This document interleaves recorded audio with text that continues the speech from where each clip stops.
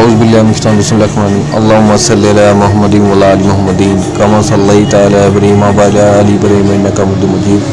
اللهم بارك على محمد وعلى آل محمد كما باركت على إبراهيم وعلى آل إبراهيم إنك حميد مجيد.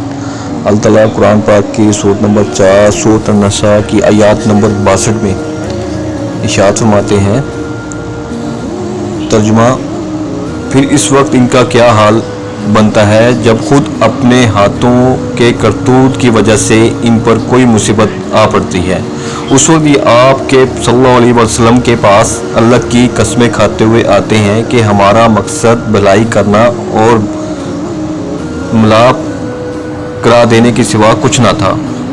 تفسیر ہے، یعنی جب ان کا معاملہ تمام لوگوں پر کھل جاتا ہے کہ یہ حضرت محمد صلی اللہ علیہ وسلم کے فیصلے کے بجائے یا اس کے خلاف کسی اور کو اپنا فصیل بنا رہے ہیں اور اس کے نتیجے میں انہیں ملامت یا کسی سزا کا سامنا کرنا پڑتا ہے، تو یہ جھوٹی تعویل کرتے ہیں کہ ہم اس شخص کے پاس عدالتی فیصلہ کرانے نہیں گئے تھے بلکہ مصلحت کا کوئی راستہ نکالنا چاہتے تھے جس سے جھگڑے کے بجائے میل ملاپ کی کوئی صورت پیدا ہو جائے۔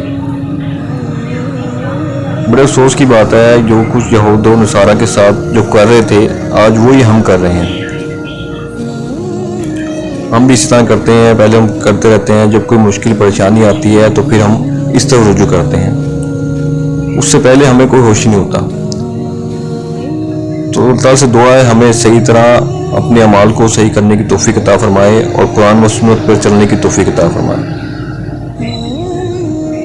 اللہ تعالیٰ سے دعا ہے اللہ تعالیٰ ہمیں قرآن پاک کو ترجمے کے ساتھ پڑھنے، سمجھنے، اس پر عمل کرنے اور اسے دوسروں تک پہنچانے کی توفیق عطا فرمائے۔